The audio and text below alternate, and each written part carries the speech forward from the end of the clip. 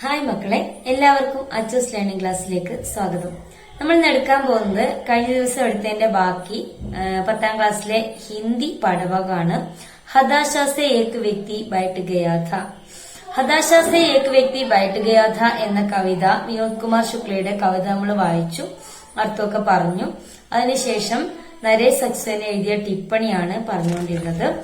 അതില് നമ്മൾ page number 16 16ാമത്തെ പേജില് ആദ്യത്തെ പാരഗ്രാഫ് വെച്ചാണ് നമ്മൾ നിർത്തിയിട്ടുള്ളത്. അതിന്റെ അടുത്ത പാരഗ്രാഫ് മുതൽ നമ്മൾ തുടങ്ങുകയാണ്. അപ്പൊ എന്തൊക്കെയാണ് കവി പറഞ്ഞിട്ടുള്ളത്? നമ്മള് വിനോദ് കുമാർ ശുക്ലയുടെ കവിതയുടെ പ്രത്യേകതയെ പറ്റി പറഞ്ഞു.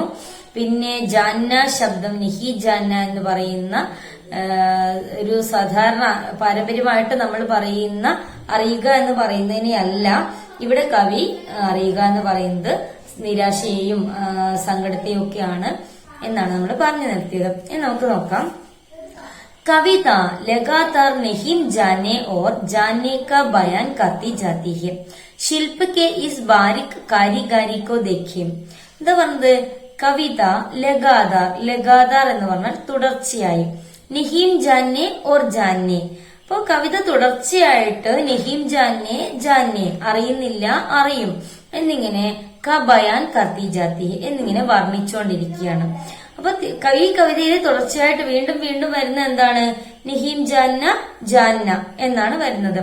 ശില്പക്ക് ഇസ് ബാരിക് കാരികാരിക്കോ ദേഖ്യം. അപ്പൊ ഈ കവിതയിലുള്ള ബാരിക് കാരികാരി എന്ന് പറഞ്ഞാൽ ശില്പവേല, ബാരിക് എന്ന് പറഞ്ഞാൽ സൂക്ഷ്മമായിട്ടുള്ള. അപ്പൊ ഈ കവിതയില് സൂക്ഷ്മമായി വന്നിട്ടുള്ള ഒരു സൂക്ഷ്മമായ ആ ശില്പവേലയെ പറ്റി കൊതേഖ്യം നമുക്കൊന്ന് നോക്കാം. എന്താണ് ഈ കവിതയിലുള്ള സൂക്ഷ്മമായ ശില്പവേല എന്ന് നമുക്ക് നോക്കാമെന്നാണ് പറയുന്നത്.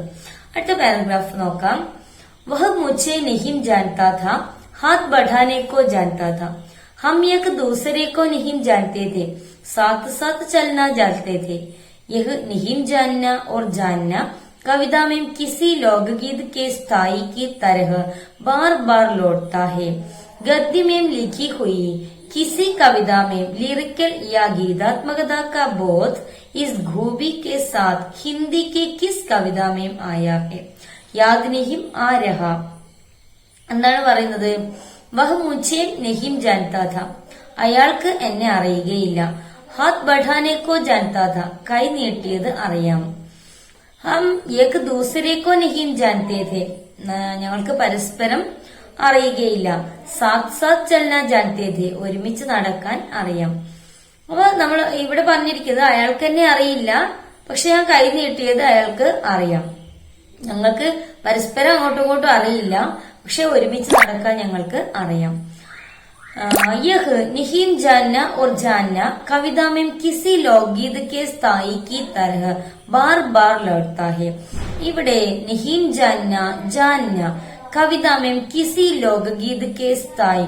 ഈ കവിതയില് നിഹിം ജാന്ന ജാന്ന എന്നുള്ളത് അറിയുകയില്ല അറിയും എന്നുള്ളത് ഈ കവിതയില് കിസി ലോകഗീത് കെ സ്ഥായി, ഏതോ ഒരു നാടൻ പാട്ടിന്റെ സ്ഥായി പോലെ, ഏതോ ഒരു നാടൻ പാട്ടിന്റെ സ്ഥായി പോലെ തരഹ് ബാർ ബാർ ലൗട്ടാഹെ, തരഹ് എന്ന് പറഞ്ഞാൽ പോലെ, ബാർ ബാർ എന്ന് പറഞ്ഞാൽ വീണ്ടും വീണ്ടും, ലൗട്ടാഹെ മടങ്ങിയെത്തുന്നു. എന്താ പറഞ്ഞത്? ഇവിടെ നിഹിം ജാന്ന ജാന്ന എന്നുള്ള ശബ്ദങ്ങള് എന്നീ വാക്കുകള് വീണ്ടും വീണ്ടും എന്ത് ചെയ്യാണ്? ഒരു നാടൻ പാട്ടിന്റെ സ്ഥായി പോലെ വീണ്ടും വീണ്ടും കവിതയിലേക്ക് മടങ്ങിയെത്തുകയാണ്. ഗദ്യമേം ലിഖി ഹുയി കിസി കവിതാമേം ലിറിക്കൽ യാ ഗീതാത്മകത കാ ബോധ് ഇസ് ഗൂബി കെ സാത്ത് ഹിന്ദി की किस कविता में आया है?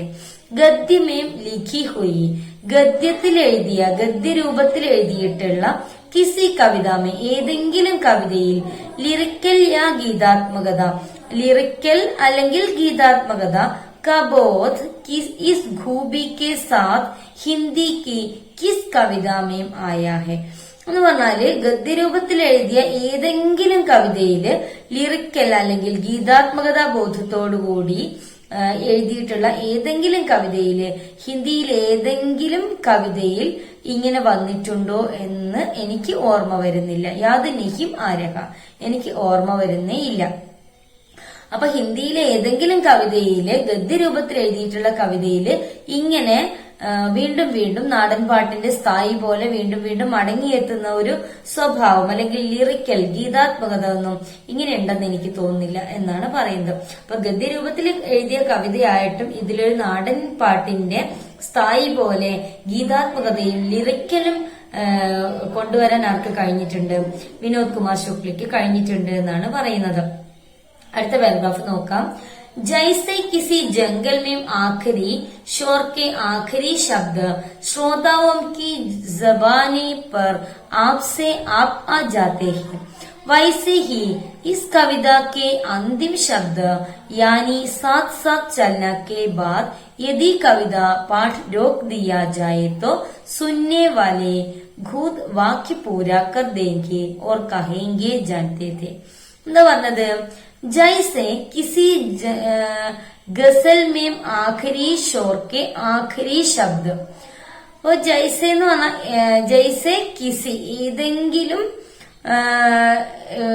ഗസൽ ഏതെങ്കിലും ഒരു ഗസലില് ആഖരി ഷോർക്കെ ആഖരി ശബ്ദം. ആഖരി ഷോർ എന്ന് പറഞ്ഞാൽ അവസാനത്തെ വരിയിലെ അവസാനത്തെ ശബ്ദം. ആഖരി ഷോർക്കെ ആഖരി ശബ്ദം, അവസാനത്തെ വരിയിലെ അവസാനത്തെ ശബ്ദം.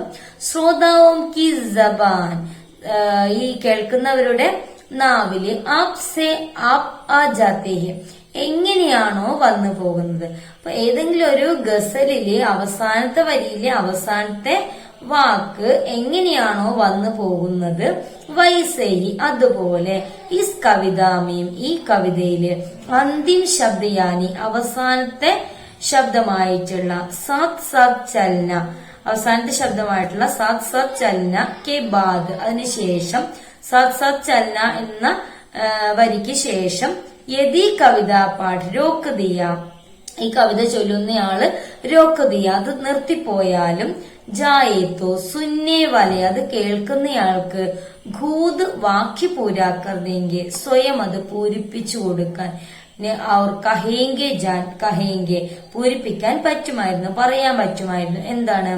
ജാൻതേ ഥേ.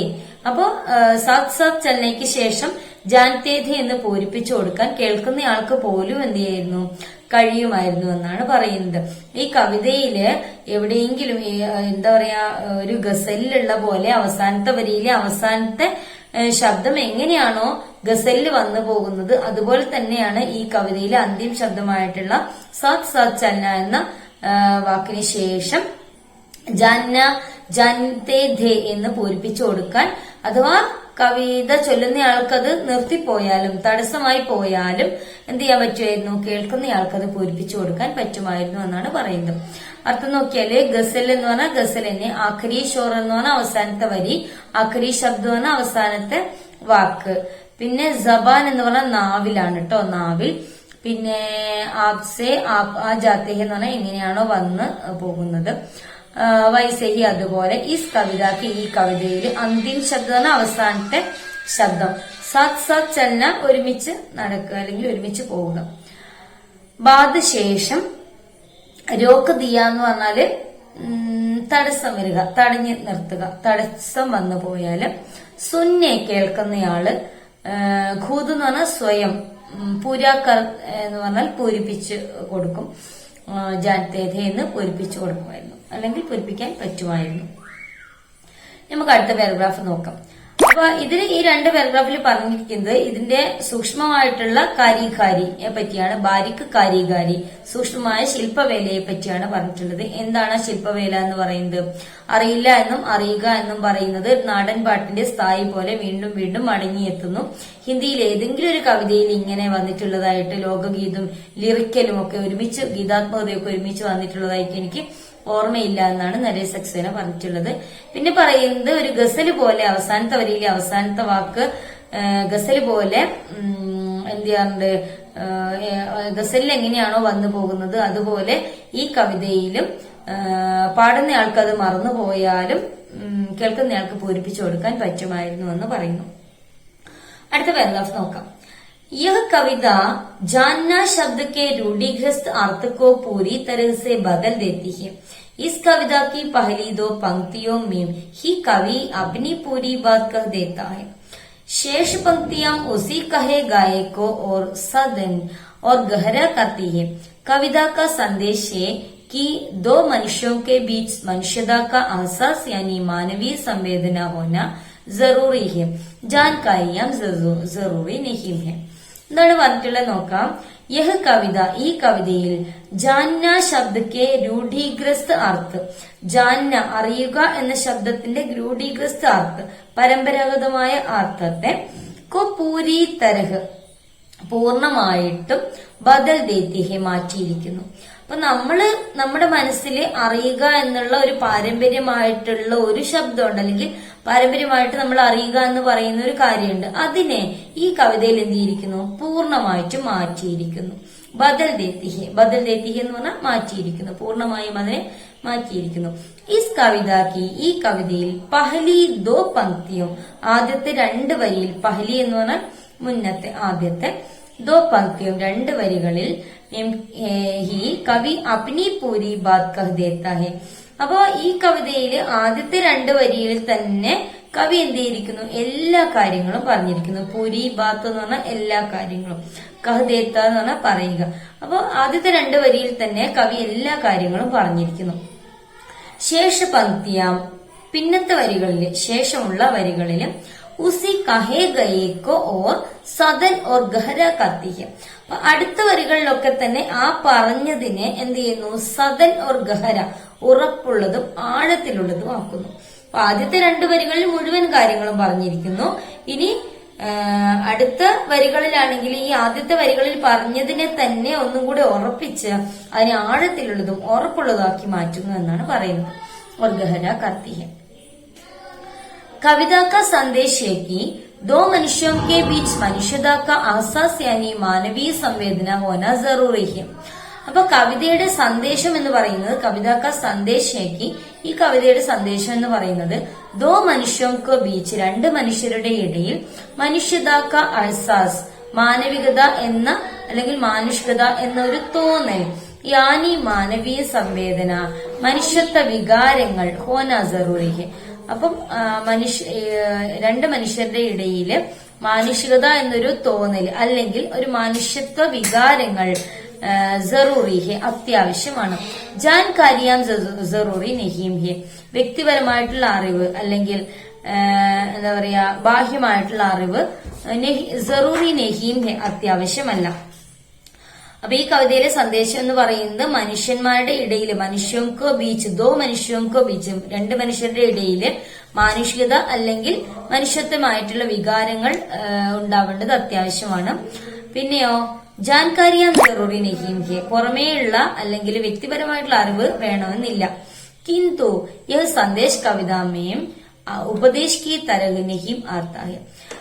എന്നാൽ ഈ കവിതയില് ഈ സന്ദേശം എന്താണ്? ഉപദേശം പോലെ പറയുന്നില്ല, ഉപദേശമായിട്ട് നേരിട്ട് പറയുന്നില്ല. അത് വായിക്കുന്ന ആൾക്ക് എന്ത് ചെയ്യാറുണ്ട്? മനസ്സിലാവുന്നുണ്ട് എന്നാണ് പറയുന്നത്. അപ്പം ഈ ഒരു പാഠം കഴിഞ്ഞിട്ടുണ്ട്. എല്ലാവരും നന്നായിട്ട് വായിച്ചു നോക്കുക. അർത്ഥം ഇതിലെ ലാസ്റ്റ് പാരഗ്രാഫിന്റെ അർത്ഥം ഒന്നുകൂടെ പറയാട്ടോ. രൂഢീഗ്രസ്ത് എന്ന് പറഞ്ഞാൽ പരമ്പരാഗതമായ എന്നാണ്.